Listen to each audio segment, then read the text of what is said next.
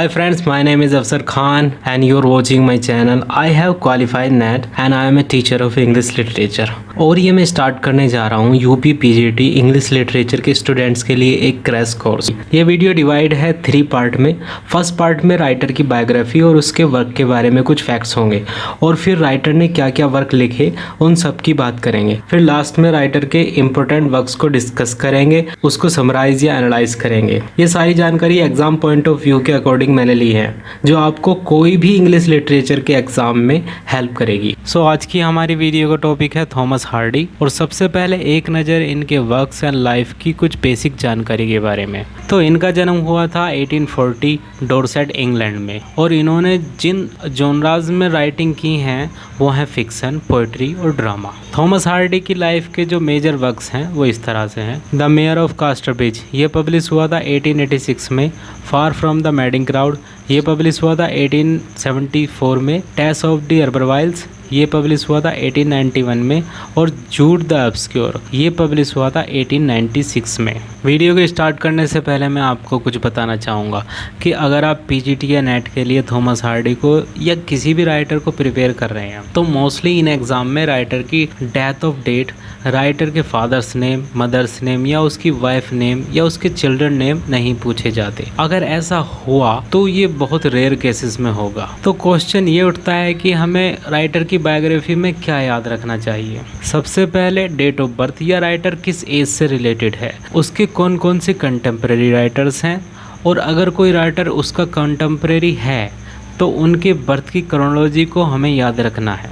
ये दोनों राइटर कब मिले, फॉर एग्जांपल विलियम वर्ड्सवर्थ और एस.टी. कॉलेज, इनके बारे में काफ़ी क्वेश्चन किए जाते हैं एग्ज़ाम में। इसके बाद कॉलेज आता है कि राइटर ने कौन से कॉलेज को अटेंड किया और इसके बाद बायोग्राफी में हमें और कुछ याद रखने की ज़रूरत नहीं है मोस्टली नेट या पीजीटी एग्ज़ाम के लिए। लेकिन कभी कभी एग्जामिनर बियॉन्ड द इमेजिनेशन चीज़ें भी पूछ लेता है। सो अब बात करते हैं राइटर से रिलेटेड कुछ फैक्ट्स की जिससे कि आपको राइटर लंबे टाइम तक याद रहे। फैक्ट नंबर 1, हार्डी ने अपने करियर की शुरुआत एज ए आर्किटेक्ट की थी। फैक्ट नंबर 2, हार्डी सबसे पहले अपने गांव के स्कूल में गए जहां उन्होंने लैटिन, फ्रेंच, जर्मन और ग्रीक को पढ़ा। फैक्ट नंबर 3, इन मार्च 1865 उनका पहला प्रोज वर्क जिसका नाम था ह्यूमरस स्केच वो पब्लिश हुआ था एक जर्नल में। लेकिन थॉमस हार्डी को इंटरेस्ट था पोएट्री में। फैक्ट नंबर 4, इसके बाद में थॉमस हार्डी फेमस हो गया नोवेल में, लेकिन वो अपने आप को एक पोएट ही समझते थे बाद तक। फैक्ट नंबर 5, ड्यूरिंग 1867 से 1868 तक उन्होंने एक नॉवल लिखा जिसका नाम था the poor man and the lady, लेकिन इसको पब्लिश नहीं कराया गया क्योंकि उनके एक साथी राइटर थे जिसका नाम था जॉर्ज मेरेडिथ। उन्होंने एडवाइस किया कि ये नॉवल जो है वो विक्टोरियन सोसाइटी के लिए सूटेबल नहीं है, इसलिए इस नॉवल को उन्हें पब्लिश नहीं कराना चाहिए। तो ये नॉवल कभी पब्लिश ही नहीं हुआ। फैक्ट नंबर 6, इसके बाद में हार्डी ने मेरेडिथ की एडवाइस को माना और फिर उसके बाद में 1870 में उन्होंने दूसरा नॉवल पब्लिश कराया जिसका नाम था desperate remedies. Fact number 7, between 1878 से 1912 तक हार्डी ने 9 और नॉवेल्स लिखे और 3 वॉल्यूम शॉर्ट स्टोरीज लिखी, 3 कलेक्शंस पोएम्स के लिखे और एक क्लोजेट ड्रामा लिखा जिसका नाम था द डायनेस्ट। फैक्ट नंबर 8, 1895 में थॉमस हार्डी का एक और नॉवल पब्लिश हुआ था जिसका नाम था जूड द ऑब्सक्योर। इसको क्रिटिक्स ने बहुत ही बुरी तरीके से क्रिटिसाइज़ किया था क्योंकि थॉमस हार्डी ने अपने इस नॉवल में बहुत ही हार्श रियलिटी दिखाई थी मैरिज की और क्रिश्चियनिटी की, जिस रियलिटी के लिए विक्टोरियन एज उस टाइम पर तैयार नहीं था, इसलिए उनको बहुत बुरी तरीके से क्रिटिसाइज़ किया गया और इस नॉवल को बैन कर दिया गया। सोसाइटी में इस नॉवल का काफ़ी विरोध हुआ, चर्च में इसकी खूब सारी कॉपीज़ को जलाया गया। उस टाइम पर सेलर्स इसको खुलेआम नहीं बेचते थे, इसको किसी लिफाफे में बंद करके बेचते थे ताकि किसी को पता ना चले, क्योंकि विक्टोरियन टाइम के अकॉर्डिंग इस नॉवल में बहुत सारे ऐसे एलिमेंट्स थे जो इमोरल थे। फैक्ट नंबर 9, हार्डी की जब डेथ हुई तो उन्होंने मरने से पहले अपनी फ्यूनरल के लिए कुछ इंस्ट्रक्शंस लिख लिए थे। उन्होंने अपने लिए लिखा था कि उन्हें बिना किसी ग्रेट सेरेमनी के अपने ही गांव के कब्रिस्तान स्टिनफोर्ड डोरसेट में दफना दिया जाए जहां पर वो रहते थे। लेकिन यूके गवर्नमेंट का उनके लिए दूसरा प्लान था। यूके गवर्नमेंट का मानना था कि इतने बड़े और इतने महान राइटर को, जिसने mayor of कास्टरब्रिज, far from the madding crowd जैसे ग्रेट नॉवल लिखे हैं, इनको सम्मान के साथ में दफनाया जाना चाहिए। यूके गवर्नमेंट का मानना था कि उन्हें वेस्टमिंस्टर एबे में दूसरे महान राइटर्स जैसे जोफ्री चौसर, चार्ल्स डिकिंस के साथ में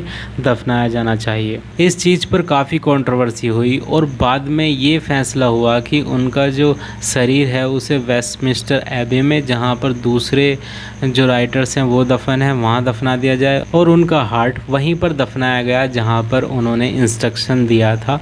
मीन्स डोरसेट इंग्लैंड में ही दफनाया गया जहाँ पर वो रहते थे। फैक्ट नंबर 10, थॉमस हार्डी ने एक वर्ड को कॉइन किया है जो वर्ड है क्लिफ हैंगर। इस वर्ड को थॉमस हार्डी ने सबसे पहले अपने एक novel A pair of blue eyes में यूज़ किया था। ये एक पीरियोडिकल नॉवल था जो कि टिंसले मैगजीन में पब्लिश होता था। इस नॉवल में थॉमस हार्डी ने एक करैक्टर को क्लिफ से मीन्स पहाड़ी से लटका हुआ छोड़ दिया था पहले इंस्टॉलमेंट में, क्योंकि उनका ये नॉवल जो था वो सीरियल में छपता था। तो रीडर्स के माइंड में उस करैक्टर के लिए एक क्यूरियोसिटी बनी रही जो पिछले इंस्टॉलमेंट में क्लिफ से लटका हुआ था कि नेक्स्ट एपिसोड में उसके साथ में क्या होगा या नेक्स्ट इंस्टॉलमेंट में उस करैक्टर का क्या होगा जो पहाड़ी से लटका हुआ है। इसी को क्लिफ हैंगर कहते हैं कि जब कोई स्टोरी या फिर कोई एपिसोड को उस मोड़ पर छोड़ दिया जाता है कि हमें नेक्स्ट एपिसोड या नेक्स्ट जो इंस्टॉलमेंट है उसे पढ़ना ही पड़ता है या फिर उसको देखना ही पड़ता है। फैक्ट नंबर 11, थॉमस हार्डी को 25 टाइम्स नोबेल प्राइज़ के लिए नॉमिनेट किया गया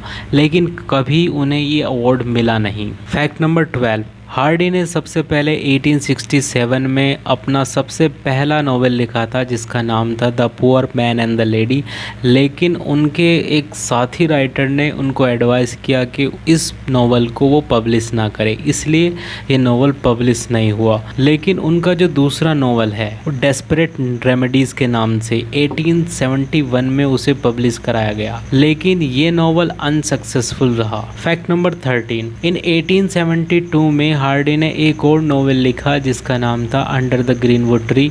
इसके लिए उन्हें 30 पाउंड्स पे किए गए। फैक्ट नंबर 14, इसके बाद में सितंबर 1872 में उनका एक और नॉवेल आया जिसका नाम था ए pair of blue eyes. Fact number 15, इसके बाद में उनका जो नॉवल आया far from the madding crowd 1874 में आया और ये काफ़ी सक्सेस हुआ जिसकी वजह से थॉमस हार्डी फाइनेंशियली भी स्टेबलाइज हो गए। फैक्ट नंबर 16, इसके बाद में हार्डी का नेक्स्ट नॉवल आता है द हैंड ऑफ एथलब्रेटा 1876 में, जो कि पब्लिश हुआ, लेकिन ये उतना सक्सेसफुल नहीं रहा जितना इनका पिछला नॉवल सक्सेसफुल था।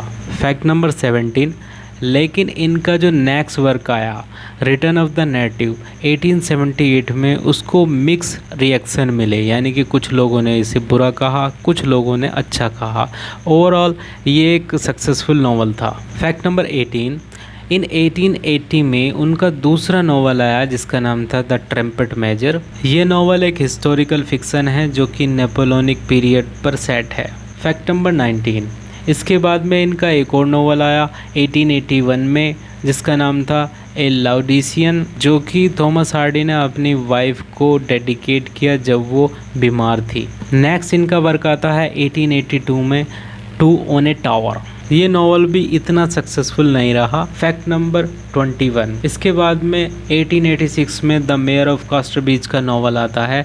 ये काफ़ी सक्सेसफुल हुआ। इस नॉवल में हार्डी ने अपने बिलीफ को प्रेजेंट किया कि करेक्टर इज़ फेट, मीन्स इंसान का भाग्य ही उसका करेक्टर है। फैक्ट नंबर 22, हार्डी का नेक्स्ट नॉवल है द वुडलैंडर्स जो कि 1887 में पब्लिश हुआ। इस नॉवल की खास बात यह है कि इस नॉवल में इसकी एंडिंग हैप्पी एंडिंग होती है। फैक्ट नंबर 23, इसके बाद में टेस ऑफ डियरबरवाइल्स 1891 में आया जिसमें थॉमस हार्डी ने एक इनोसेंट कंट्री गर्ल्स को दिखाया जो कि विक्टिम होती है विक्टोरियन सोसाइटी की और विक्टोरियन हिपोक्रेसी की। फैक्ट नंबर 24, इसके बाद में द वेल बिलव्ड 1892 में। फैक्ट नंबर 25, इसके बाद में उनका 1896 में उनका last novel Jude the obscure आया।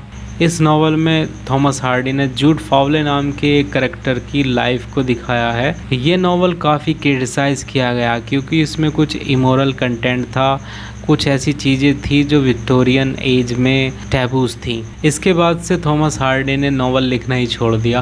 फिर इसके बाद में थॉमस हार्डी ने सिर्फ पोइट्री लिखी। फैक्ट नंबर 26, इन 1896 में हार्डी ने अपने आप को पूरी तरह पोइट्री के लिए डेडिकेट कर दिया और उन्होंने वेसेक्स पोएम्स लिखी जो अपेयर हुई 1898 में। फैक्ट नंबर 27, कहा जाता है कि थॉमस हार्डी को नाइटहुड का सम्मान दिया गया लेकिन उसको उन्होंने रिजेक्ट कर दिया। इसके बाद में 1910 में हार्डी को ऑर्डर ऑफ मेरिट दिया गया। ये एक हाईएस्ट ऑनर था किसी भी इंग्लैंड के राइटर के लिए। सो फ्रेंड्स, ये थे इनके वर्क्स एंड लाइफ के कुछ इंपॉर्टेंट फैक्ट्स। अब बात करते हैं कि थॉमस हार्डी ने क्या क्या लिखा। इनकी राइटिंग्स को हम 5 पार्ट्स में डिवाइड कर सकते हैं। पहली कैटेगरी में हम हार्डी के उन नॉवेल्स को लेंगे जिसमें उसके नॉवल एक अकेले करेक्टर पर बेस है। मीन्स एक अकेले करेक्टर की स्टोरी है उन नॉवेल्स में, जो इस तरह से हैं: the poor man and the lady, under the greenwood tree, A rural painting of the Dutch school जो कि 1872 में पब्लिश हुआ, far from the madding crowd 1874 में ये पब्लिश हुआ, the return of the native 1878 में, द मेयर ऑफ कास्टरब्रिज, इसका subtitle है the life and the death of a man of character जो पब्लिश हुआ 1886 में, द वुडलैंडर्स 1887 में पब्लिश हुआ, वेसेक्स टेल्स ये शॉर्ट स्टोरीज कलेक्शन है 1888 में, Tess of the Urbervilles a pure woman faithfully presented ये इसका पूरा टाइटल है, ये पब्लिश हुआ 1891 में, लाइफ्स लिटिल आयरनीज ये शॉर्ट स्टोरीज कलेक्शन है थॉमस हार्डी का जो कि पब्लिश हुआ 1894 में, जूड द ऑब्सक्योर ये पब्लिश हुआ 1895 में और जैसा कि हमने बात की ये उनका लास्ट नॉवल था उनकी लाइफ का। दूसरी कैटेगरी में थॉमस हार्डी के वे नॉवेल्स आते हैं जो रोमांटिक हैं या फिर फंटेसीज पर बेस हैं, जिसमें है a pair of blue eyes 1873 में पब्लिश हुआ, द ट्रम्पेट मेजर 1880 में, two on a tower a romance, एक ग्रुप ऑफ नोबल डैम्स 1891 में ये पब्लिश हुआ, ये एक शॉर्ट स्टोरीज कलेक्शन है। नेक्स्ट आता है the well beloved a sketch of temperament, ये 1897 में पब्लिश हुआ। इसके बाद में थर्ड कैटेगरी में हम हार्डी के उन नॉवेल्स को रखते हैं जिसमें उसने अपनी क्रिएटिव इमेजिनेशन की पावर दिखाई है, जो इस तरह से हैं: डेस्परेट रेमेडीज ए नॉवल 1871 में जो पब्लिश हुआ, the hand of Ethelberta a comedy in chapters 1876 में जो पब्लिश हुआ। नेक्स्ट आता है a Laodicean a story today, ये पब्लिश हुआ 1881 में। इसके बाद में इनका पोएट्री कलेक्शंस हैं वो इस तरह से है: Wessex poem and other versus 1898 में पब्लिश हुआ, poem of the past and the present 1901 में ये पब्लिश हुई। नेक्स्ट पोएट्री कलेक्शन आता है times laughing stocks and other versus जो पब्लिश हुई 1909 में। नेक्स्ट पोएट्री कलेक्शन आता है स्टेयर्स ऑफ सर्कमस्टेंसेस 1914 में, मोमेंट्स ऑफ विजन 1917 में पब्लिश हुई।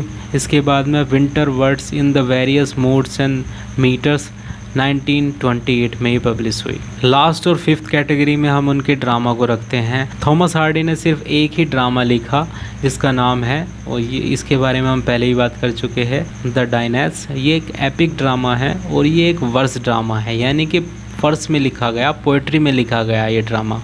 इस एपिक ड्रामा में थॉमस हार्डी ने नेपोलियन के साथ इंग्लैंड के वॉर को दिखाया है। इस ड्रामा के 4 पार्ट्स हैं जो कि अलग अलग टाइम में पब्लिश हुए। ये एक क्लोजेट ड्रामा है जो कि वर्स में लिखा गया, जैसे कि हमने पहले बात की। अब ये क्लोजेट ड्रामा क्या होता है? क्लोजेट ड्रामा वो ड्रामा होता है जो परफॉर्म करने के लिए नहीं लिखा जाता, बल्कि वो लिखा जाता है रीडिंग के लिए। थॉमस हार्डी ने खुद डिस्क्राइब किया है कि ये एक एपिक ड्रामा है जिसमें नेपोलियन वॉर को दिखाया गया है, जिसके 3 पार्ट्स हैं और 19 एक्ट्स हैं और इसमें 130 सीन्स हैं। हार्डी का ये ड्रामा ऐसा ड्रामा नहीं था जिसे स्टेज पर परफॉर्म किया जाए। अब हार्डी के कुछ इंपॉर्टेंट नॉवल के इंपॉर्टेंट फैक्ट्स, उनकी शॉर्ट में समरी और मेजर करेक्टर के बारे में बात करते हैं। सबसे पहले उनका वर्क आता है the poor man and the lady, जो 1867 में पब्लिश नहीं हुआ। लिखा गया था लेकिन पब्लिश नहीं हुआ, जिसके बारे में हमने पहले भी बात की थी। और इस नॉवल के बारे में सिर्फ यही याद रखना है कि इसका जो टाइटल है वो the poor man and the lady है और ये पब्लिश नहीं हुआ था। इसके बाद में उनका फर्स्ट पब्लिश नॉवल है डेस्परेट रेमेडीज़, जो कि 1871 में पब्लिश हुआ था। इस नॉवल की स्टोरी में कई चीज़ें हैं, जैसे mystery, surprise, moral obliquity, blackmail, murder, romance और बहुत सारी दूसरी चीज़ें भी हैं। कहा जाता है कि थॉमस हार्डी का ये नॉवल विल्की कॉलिंस, जो कि उनके साथ के दूसरे राइटर थे, उनके एक वर्क से इंस्पायर है। ये नॉवल हार्डी की क्रिएटिव इमेजिनेशन को दिखाता है और ये नॉवल डिपिक्ट करता है कंट्री लाइफ को, मीन्स एक गांव की ज़िंदगी को,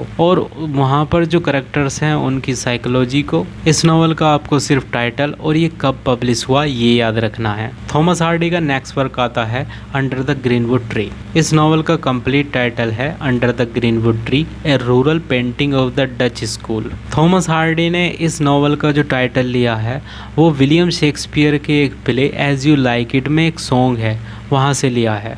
हार्डी ने अपने इस नॉवल में मशीन के यूज़ के अपोजिट अपने व्यूज़ दिए हैं। मशीन के अगर फ़ायदे होते हैं तो कुछ नुकसान भी होते हैं, ये तो हम सब जानते हैं कि कैसे मशीन एक कम्युनिटी को रिप्लेस कर देती है। जहाँ पर एक काम करने के लिए कई लोग चाहिए होते हैं, वहाँ पर मशीन सिर्फ अकेले काम कर देती है। इससे क्या होता है, इससे जो वर्कर्स होते हैं वो बेकार हो जाते हैं, जैसा कि विक्टोरियन एज में हो रहा था। अंडर द ग्रीनवुड ट्री एक पेस्टल रोमांटिक नॉवल है, जो स्टोरी है एक चर्च म्यूजिशियन की, जिसका नाम है डिक डेवे, और इसकी हीरोइन है फैंसी डे। ये एक स्कूल टीचर है। इस नॉवल में थॉमस हार्डी ने रूरल सेटिंग को बहुत ही खूबसूरत तरीके से क्रिएट किया है। ये नॉवल सेट है मैस्टोक नाम की एक जगह पर, जो कि फिक्शनल है, ये असली नहीं है।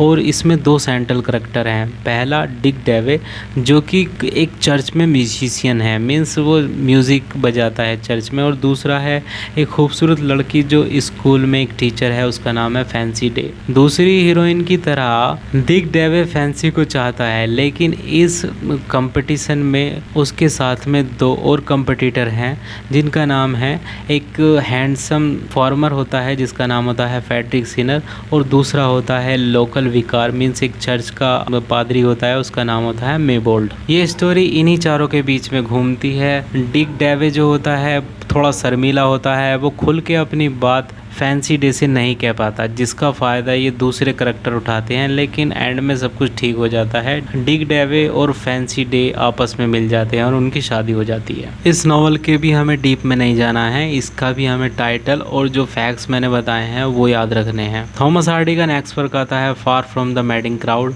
ये पब्लिश हुआ 1874 में। स्टार्टिंग में ये नॉवल अनोनिमसली पब्लिश हुआ था कॉर्नहिल मैगजीन में। ये एक सीरियल से आती थी मैगजीन, यानी कि मंथली मैगजीन आती थी, जिसमें ये नॉवल पब्लिश हुआ था। ये नॉवल सेट है थॉमस हार्डी के एक फिक्शनल टाउन वेसेक्स में, जो कि रूरल साउथ वेस्ट इंग्लैंड में है। इस नॉवल की थीम है लव, ऑनर और बिट्रेयल, और साथ ही साथ ये विक्टोरियन इंग्लैंड की हार्श रियलिटीज़ दिखाती है कि फार्मिंग कितनी मुश्किल होती है। मीन्स किसान जो होते थे उस टाइम में बहुत ही परेशान होते थे। मीन्स विक्टोरियन एज के जो फार्मर्स थे उनकी लाइफ की रियलिटीज़ को ये नॉवल दिखाता है। इस नॉवल की स्टोरी एक करेक्टर पर फोकस करती है, जिसका नाम है बैथशबा एवरडेन। ये स्टोरी है उसके लव अफेयर्स की, उसकी लाइफ के अप्स एंड डाउन्स की। इस कहानी में तीन और करेक्टर हैं, जो हैं विलियम बोल्डवुड, ये एक नेबर है एवरडेन का, और दूसरा है गैब्रियल ओक, ये एक शेफर्ड है, और तीसरा है सर्जेंट ट्रॉय। सो अब इस नॉवल की शॉर्ट में समरी देख लेते हैं। स्टार्टिंग में गैब्रियल ओक एक फार्मर है जिसके पास में बहुत सारी बकरियां हैं। उसकी एक नेबर है जिसका नाम है बैथशबा एवरडेन, ये इस स्टोरी की हीरोइन है। तो एक दिन गैब्रियल बैथशबा को प्रपोज करता है, लेकिन बैथशबा उससे कहती है कि वो अभी शादी के लिए तैयार नहीं है। इसके बाद में बैथशबा दूसरे गांव चली जाती है, क्योंकि उसे अपनी फैमिली के फार्म की केयर करनी है। उधर गैब्रियल ओक की सारी बकरियां ऊपर पहाड़ी से गिरकर मर जाती हैं क्योंकि उसका डॉग उन सब बकरियों को पहाड़ी के किनारे पर ले आता है और वहां से उनको फोर्स कर देता है ऊपर से नीचे कूदने के लिए। इस तरह ऊपर से गिरकर सारी बकरियां मर जाती हैं। तो गैब्रियल के लिए गोट्स उसका सब कुछ थी। अब वो अपना फार्म बेचकर कहीं और बाहर चल देता है नौकरी की तलाश में। रास्ते में उसे एक फार्म में आग लगती दिखाई देती है, तो वो वहाँ पहुंचकर उनकी मदद करता है उस फार्म की आग बुझाने में और वो वहाँ पे बड़ा नुकसान होने से बचा लेता है। सुबह में उसको पता चलता है कि ये फार्म जो है वो बैतसबा का है और बैतसबा उसको अपने फार्म पे जॉब दे देती है। वो वहाँ पे काम करने लगता है। वहाँ पे एक और फार्म का मालिक होता है जिसका नाम होता है विलियम बोल्डवुड। वो बैतसबा से मिलता है और उम्र में थोड़ा ज़्यादा है लेकिन एक सीरियस आदमी है। एक दिन बैतसबा उससे मजाक करती है और उसको एक लेटर देती है जिसमें लिखा होता है कि क्या वो मुझसे शादी करेगा, मीन्स क्या बोल्डवुड जो है वो बैतसबा से शादी करेगा। ये एक मजाक था बैतसबा के लिए, लेकिन विलियम बोल्डवुड इसे सीरियस ले लेता है और बैतसबा से शादी के प्लान बनाने लगता है और बैतसबा को प्रपोज भी करता है, लेकिन बैतसबा इसको भी कोई क्लियर आंसर नहीं देती। एक दिन सार्जेंट फ्रांसिस ट्रॉय नाम का एक हैंडसम मैन उसके फार्म पे आता है और बैतसबा को उस सार्जेंट से प्यार हो जाता है। दोनों कुछ दिन साथ रहते हैं, लेकिन वो ड्रिंकर होता है और उसे सिर्फ बैतसबा के पैसों से मतलब होता है। वो पैसे देने से मना कर देती है तो वो वहाँ से चला जाता है और ऐसा दिखाता है जैसे वो पानी में डूब गया हो और मर गया हो। उसके बाद विलियम बोल्डवुड बैतसबा को प्रपोज करता है तो बैतसबा मान जाती है उससे शादी करने के लिए। शादी का दिन आता है, शाम के टाइम पार्टी चल रही होती है और सार्जेंट फ्रांसिस वहाँ पे आ जाता है। बोल्डवुड की शादी को स्पॉइल कर देता है। ये देखकर बोल्डवुड को बहुत गुस्सा आता है क्योंकि बोल्डवुड को ये अचीव करने में काफ़ी मुश्किलों का सामना करना पड़ा। तो बोल्डवुड गुस्से में आके सार्जेंट को गोली मार देता है। सार्जेंट मर जाता है, बोल्डवुड को जेल हो जाती है और कहानी में सिर्फ अब बैतसबा के लिए गैब्रियल ओक बचता है। बैतसबा गैब्रियल से कहती है कि तुम मुझसे दोबारा क्यों नहीं पूछते शादी के लिए, या फिर तुमने मुझसे दोबारा क्यों नहीं पूछा, क्योंकि मैं अब तक तुम्हारे पूछने का ही वेट कर रही थी। इसके बाद में गैब्रियल और बैतसबा एक दूसरे से शादी कर लेते हैं और नॉवल का एंड हैप्पीनेस के साथ में हो जाता है। इस नावल में हमें याद रखना है कि ये नावल कब पब्लिश हुआ और इसका टाइटल क्या है और इसके जो मेन कैरेक्टर्स हैं वो कौन कौन से हैं। थॉमस हार्डी का नेक्स्ट वर्क आता है the return of the native, जो पब्लिश हुआ था 1878 में। सबसे पहले ये नावल पब्लिश होता है एक मैगज़ीन में जिसका नाम था बेलग्रेविया। ये मैगज़ीन अपने सेंसेशनलिज्म कंटेंट के लिए जानी जाती थी और ये नावल 12 मंथ में 12 इंस्टॉलमेंट में पब्लिश हुआ था, जनवरी से दिसंबर 1878 तक। इस नावल में एक लेडीज़ कैरेक्टर है जिसका नाम है यूस्टेसिया वे। ये one of the most memorable character है इंग्लिश लिटरेचर में। ये नावल सेट है एडगन हीथ में। ये एक फिक्शनल टाउन है जो वेसेक्स में है, साउथ वेस्टर्न इंग्लैंड में। इस फिक्शनल टाउन मीन्स एडगन हीथ को कई बार पहले भी एग्जाम में पूछ लिया गया है, तो हमें ये याद रखना है। इस नावल में दूसरा कैरेक्टर है जिसका नाम है क्लिम योब्राइट। ये वो कैरेक्टर है जो रिटर्न होता है, मीन्स यही टाइटल का मेन कैरेक्टर है। क्लिम योब्राइट इस नावल का प्रोटोगनिस्ट है जो कि पेरिस में एक ज्वेलर का काम करता है। ये एक सक्सेसफुल आदमी है वहाँ पर, लेकिन वो अपने नेटिव प्लेस आता है जहाँ पर वो रहता है और यहाँ पर वो एक स्कूल खोलना चाहता है सभी गांव वालों के लिए। इस नावल में एक दूसरा कैरेक्टर है जिसका नाम है डैमन विल्डेव। ये नावल का एंटागोनिस्ट है और इस नावल की हीरोइन है यूस्टेसिया वे। यूस्टेसिया डैमन विल्डेव से प्यार करती है क्योंकि डैमन विल्डेव यूस्टेसिया से वादा करता है कि वो एक दिन उसे इस गांव से बाहर ले जाएगा, यानी कि सिटी में ले जाएगा। यूस्टेसिया अपनी ज़िंदगी में यही चाहती है कि वो इस गांव से बाहर चली जाए। जब डैमन अपने वादे को पूरा नहीं कर पाता तो यूस्टेसिया क्लिम से शादी कर लेती है क्योंकि वो पेरिस से आया है और सोचती है कि जब ये वापस पेरिस जाएगा तो वो भी उसके साथ में पेरिस चली जाएगी और वहाँ पर एंजॉय करेगी एक सिटी की लाइफ। यूस्टेसिया का एक अपनी लाइफ का यही एक ड्रीम है कि वो एक सिटी लाइफ जीना चाहती है। लेकिन इसके बाद में क्या होता है, क्लिम की आंखों की रोशनी चली जाती है और वो अंधा हो जाता है। बाद में जब यूस्टेसिया सोचती है कि उसका ड्रीम उसकी ज़िंदगी में पूरा नहीं होगा तो वो क्लिम को छोड़कर छोड़कर चली जाती है और वो रास्ते में एक नदी में डूब जाती है और उसके साथ उसको बचाते हुए डेमन विल्डेव भी मर जाता है और किलिम भी उस नदी में कूद पड़ता है, लेकिन उसे एक दूसरा करैक्टर डेगरी वैन आकर बचा लेता है। इस स्टोरी में डेगरी वैन का भी एक अहम रोल होता है इस नॉवल में। नॉवल के एंड में किलिम एक प्रीचर बन जाता है और इस नॉवल का एंड हो जाता है। अगर आपको इस नॉवल की डिटेल में समरी चाहिए तो आप डिस्क्रिप्शन में इसके लिंक के थ्रू ये वीडियो देख सकते हैं। थॉमस हार्डी का नेक्स्ट नॉवल आता है द मेयर ऑफ कास्टरब्रिज। ये नॉवल इंग्लैंड में एक फिक्शनल जगह कास्टरब्रिज में सेट है जो कि डोरचेस्टर को रिप्रेजेंट करता है इन डोरसेट में। यहाँ पे थॉमस हार्डी ने अपनी पूरी यूथ स्पेंड की थी। ये नॉवल थॉमस हार्डी का मास्टरपीस समझा जाता है। इस नॉवल के कुछ इंपॉर्टेंट करैक्टर्स को देख लेते हैं। सबसे पहले आता है माइकल हेंचार्ड। एक हेट रेजर्स है, मीन्स ये भूसा चुगने वाला आदमी है स्टार्टिंग में, लेकिन बाद में ये कास्टरब्रिज का मेयर बन जाता है। सेकंड आता है सूजन हेंचार्ड। ये माइकल हेंचार्ड की वाइफ होती है जिसे वो बेच देता है न्यूसन को। थर्ड करेक्टर आता है रिचर्ड न्यूसन। ये एक सेलर होता है। ये माइकल हेंचार्ड की वाइफ को मीन सूजन को परचेज करता है और इसके साथ में कई सालों तक एज ए हस्बैंड रहता है। इसके बाद में नेक्स्ट करेक्टर आता है एलिजाबेथ जेन। ये हेंचार्ड की बेटी होती है, लेकिन स्टार्टिंग में ही यानी कि ये जब बच्ची होती है तभी मर जाती है। सेकंड करेक्टर भी एलिजाबेथ जेन का ही होता है, लेकिन ये न्यूसन की बेटी होती है। मीन्स जब सूजन और न्यूसन शादी कर लेते हैं तब जो बेटी होती है उसका नाम भी वो एलिजाबेथ जेन ही रखते हैं। इसके बाद में दूसरा करेक्टर आता है डोनाल्ड फारफ्रे का। ये हेंचार्ड के बाद में कास्टरब्रिज का मेयर बनता है और ये एलिजाबेथ से शादी करता है। नेक्स्ट करेक्टर आता है लुसेटा टेम्पलामेंट का। ये जर्सी की रहने वाली है और ये हेंचार्ड से प्यार करती है स्टार्टिंग में, लेकिन ये बाद में डोनाल्ड फारफ्रे से शादी कर लेती है और बाद में किसी वजह से मर जाती है। नेक्स्ट करेक्टर आता है जोशुआ जॉब का। ये इस नॉवल का एंटागोनिस्ट है, मीन्स एक बैड करेक्टर है। अब इस नॉवल की समरी देखते हैं ब्रीफ में। नॉवल की स्टार्टिंग होती है माइकल हेंचार्ड से।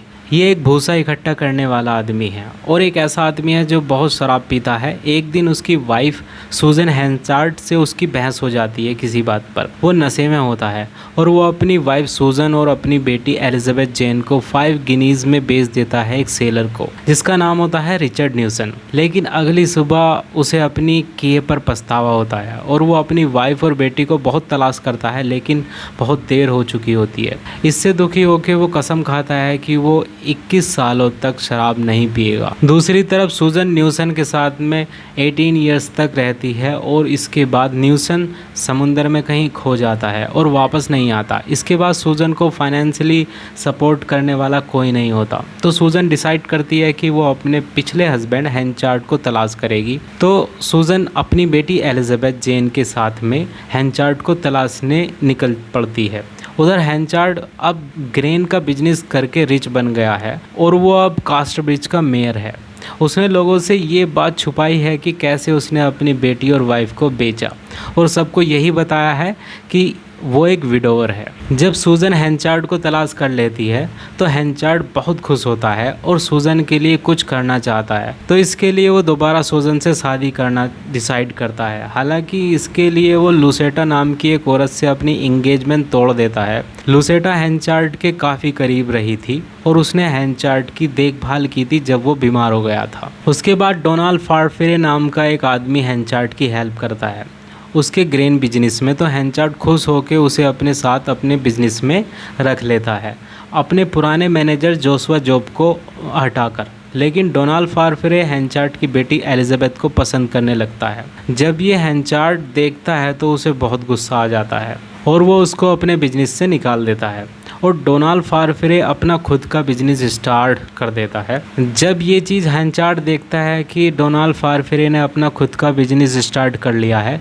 तो हेंचार्ड उसको हर तरीके से नुकसान पहुंचाना चाहता है, लेकिन इस चक्कर में वो अपना खुद का नुकसान कर लेता है बिजनेस में बहुत बड़ा। इसके कुछ दिनों बाद सूजन मर जाती है और हेंचार्ड को पता चलता है कि एलिजाबेथ उसकी बेटी नहीं है बल्कि न्यूसन की बेटी है। तो उसका बिहेवियर एलिजाबेथ के लिए अच्छा नहीं रहता जैसा पहले था, जिसे वो अपनी बेटी समझता था, क्योंकि उसकी खुद की बेटी एलिजाबेथ जेन जो हेंचार्ड की बेटी थी वो बचपन में ही मर गई थी। इसके बाद जब ये बात लुसेटा को पता चलती है कि हेंचार्ड की वाइफ मर गई है, तो लुसेटा उससे शादी करने के लिए आती है, लेकिन उसको डोनाल्ड फारफ्रे मिलता है और दोनों के बीच अट्रैक्शन होता है और वो भाग के शादी कर लेते हैं किसी को बिना बताए। उधर हेंचार्ड फाइनेंशियली परेशान हो गया है, इसलिए वो सोचता है कि वो लुसेटा से शादी कर ले तो उसकी जो फाइनेंशियल कंडीशन है वो सुधर जाए, लेकिन ऐसा नहीं होता क्योंकि लुसेटा तो ऑलरेडी फारफ्रे से शादी कर चुकी है। हेंचार्ड कर्ज में डूब जाता है और बैंकक्रप्ट हो जाता है। उसका सारा बिजनेस फारफ्रे खरीद लेता है और उसको एक जॉब ऑफर करता है अपने बिजनेस में। मींस हेंचार्ड का सारा बिजनेस खरीद कर हेंचार्ड को वो एक जॉब ऑफर करता है। उधर लुसेटा हेंचार्ड से अपने दिए हुए लव लेटर वापस मांगती है, तो हेंचार्ड जोशुआ जॉब के हाथ से वो लेटर लुसेटा को वापस कर देता है। लेकिन जोशुआ जॉब जो होता है हेंचार्ड से बदला लेता है, क्योंकि उसने फारफ्रे के लिए उसको जॉब से निकाल दिया था। और वो लेटर को पब्लिक के सामने ज़ोर ज़ोर से पढ़ता है, जिससे लोग हेंचार्ड और लुसेटा के खिलाफ हो जाते हैं और वो स्किमिंगटन राइड निकालते हैं उनके लिए। ये एक ऐसी राइड होती है जिसमें विक्टिम को या उसके पुतले को डंकी पर बिठाकर उसको पूरे शहर में घुमाया जाता है, मीन्स उसकी बेइज्जती की जाती है। और ऐसा ही सब लोग हेंचार्ड और लुसेटा के लिए करते हैं, जिससे लुसेटा को इतना सदमा होता है कि वो मर जाती है। अगले दिन न्यूसन हेंचार्ड के पास आता है और अपनी बेटी के बारे में पूछता है, एलिजाबेथ जेन के बारे में पूछता है। तो हेंचार्ड डर जाता है, क्योंकि अब उसके पास एलिजाबेथ ही बची है और अब अगर उसने उसे भी जाने दिया तो वो अकेला रह जाएगा।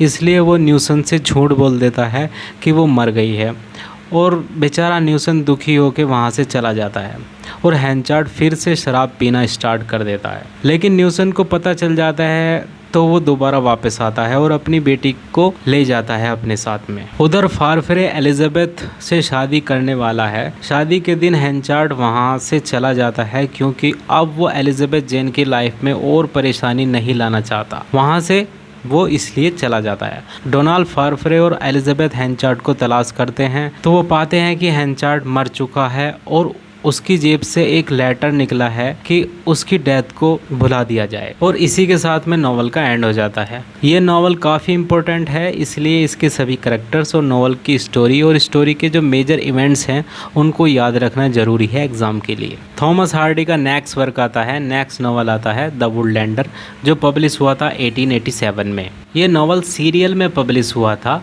मैकमिलियन मैगजीन में 1886 से 1887 तक। इस वर्क में पेसिमिस्टिक अटैक है सोसाइटी पर। इस नॉवल की स्टोरी स्टार्ट होती है डोरसेट विलेज से, जहाँ पर एक मर्चेंट है, टिम्बर मर्चेंट है। उसकी एक डॉटर है जिसका नाम है ग्रेस मेलबुरी, जो अपने स्कूल को फिनिश करके अपने घर वापस आई है। वहाँ पर एक लड़का होता है, वो सिंपल होता है और अंडरस्टैंडिंग होता है। उसका नाम होता है ग्रेस विंटरबॉर्न। ये ग्रेस को प्रपोज करता है, लेकिन ग्रेस जो होती है वो इसको रिजेक्ट करती है, क्योंकि ये एक सिंपल मैन है जो कि एप्पल ग्रो करता है।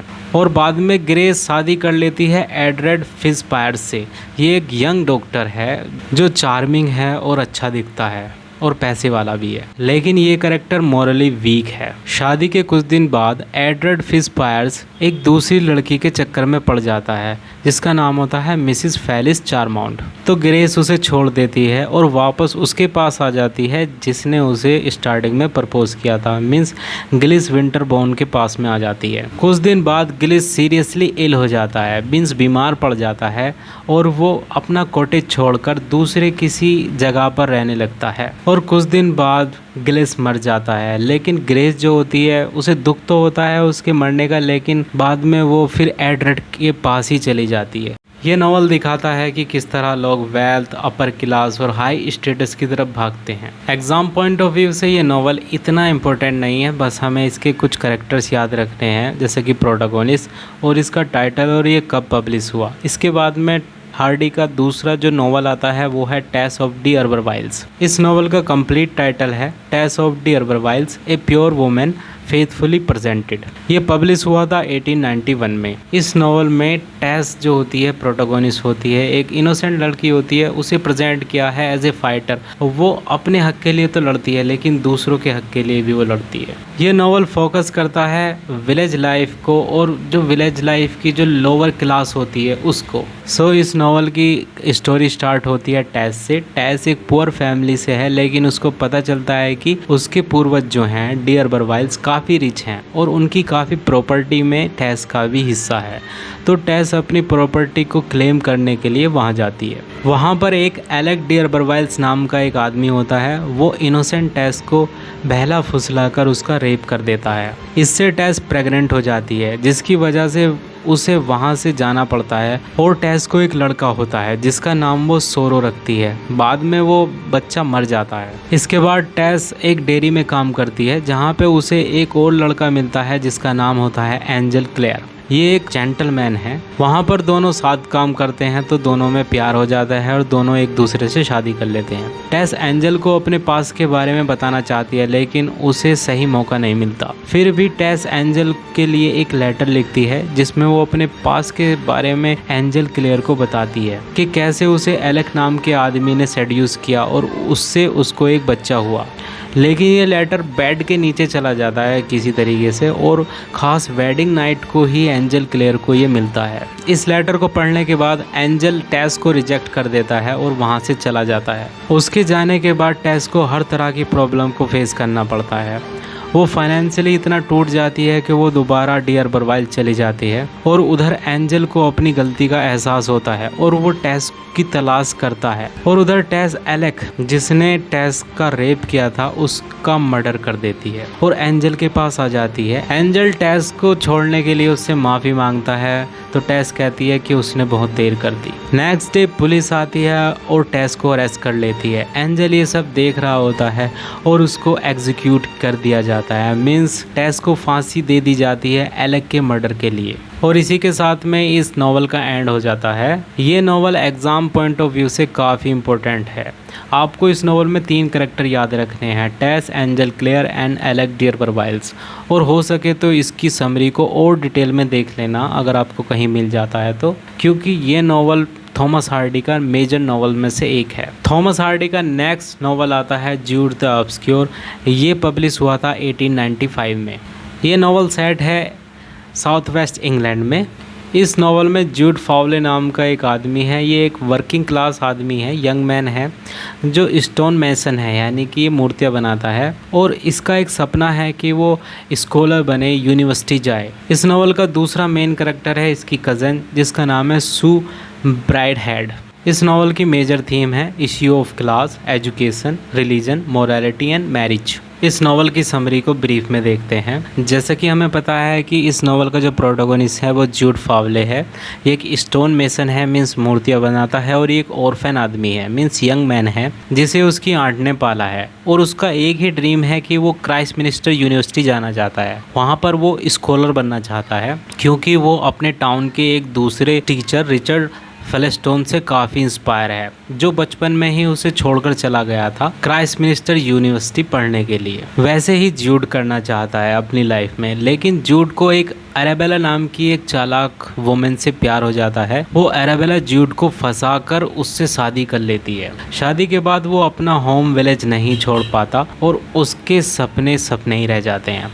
कुछ दिन बाद अरेबेला और ज्यूड में झगड़े स्टार्ट हो जाते हैं और अरेबेला ज्यूड को छोड़कर ऑस्ट्रेलिया चली जाती है। और उसके बाद में ज्यूड को क्राइस्ट मिनिस्टर यूनिवर्सिटी में जाने का मौका मिलता है और वो अपना नाम वहाँ पर इनरोल करा लेता है। वहाँ पर उसको उसकी कज़न सू ब्राइडहेड मिलती है। वो बहुत खूबसूरत है और वो चाहता है कि उसे उससे प्यार ना हो जाए, तो वो अपने आप को फिलिस्टोन के साथ में काम में बिजी रखता है। ये वही स्कूल टीचर है जिससे ज्यूड इंस्पायर होता है यूनिवर्सिटी जाने के लिए। बाद में जब ज्यूड को पता चलता है कि सू और फ्लिस्टोन शादी करने वाले हैं तो वो शॉक्ड हो जाता है और वो दोनों शादी भी कर लेते हैं।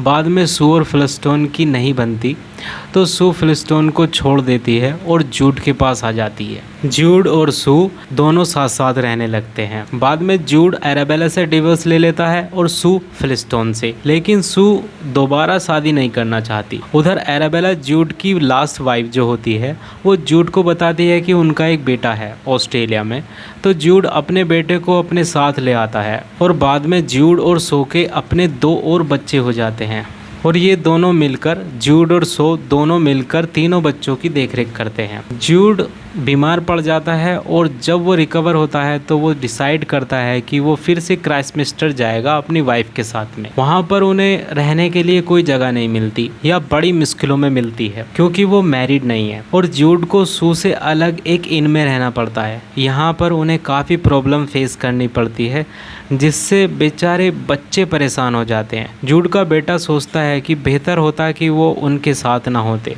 ये सोचकर जूड का बेटा जब सू बाहर चली जाती है वो अपने आप को और उन दोनों बच्चों को फांसी देकर मार देता है और अपने आप भी खुद मर जाता है। इससे सू बहुत टूट जाती है और सोचती है कि ये गॉड का पनिशमेंट है उसके लिए क्योंकि उसने जूड के साथ में एडल्ट्री की और बिना शादी के साथ रही। ये सोच के जूड को वो छोड़ देती है और फिलिस्टोन के पास में दोबारा रहने के लिए चली जाती है और जूड को फिर से अरेबेला के पास जाना पड़ता है मजबूरन। लेकिन जल्दी ही जूड की डेथ हो जाती है और नॉवल का एंड हो जाता है। कहा जाता है कि इस नॉवल को क्रिटिक्स ने इतना क्रिटिसाइज किया कि इसको कई जगह पर बैन कर दिया गया और हार्डी ने इसके बाद में कोई नॉवल नहीं लिखा। इस नॉवल के कुछ इंपॉर्टेंट कैरेक्टर हैं जो हमें याद रखने हैं, जैसे कि जूड फावले, सू ब्राइडहेड, एराबेला डॉन, रिचर्ड फ्लिस्टोन और सबसे मेन और इम्पोर्टेंट कैरेक्टर है लिटिल फादर टाइम।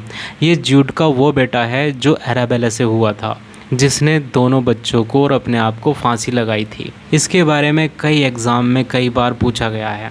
इसके बाद में नेक्स्ट वर्क आता है थॉमस हार्डी का ए पेयर ऑफ ब्लू आइज़। ये 1873 में पब्लिश हुआ। ये नॉवल एक वुमेन के लव ट्रायंगल को डिस्क्राइब करता है। इस वुमेन का नाम है एल्फ्रीडे स्वानकोर्ट और इसके 2 स्वीटर हैं, मीन्स 2 लवर हैं जो डिफरेंट बैकग्राउंड से हैं। एक का नाम है स्टीफन स्मिथ, ये इससे प्यार करता है लेकिन ये सोशली इन्फीरियर आदमी है लेकिन उसकी बिग एम्बिशंस हैं। दूसरा है हेनरी नाइट, ये एक रेस्पेक्टेबल एस्टैब्लिश ओल्डर मैन है जो रिप्रेजेंट करता है लंदन की हाई सोसाइटी को, लेकिन ये दोनों करेक्टर आपस में बहुत अच्छे फ्रेंड हैं।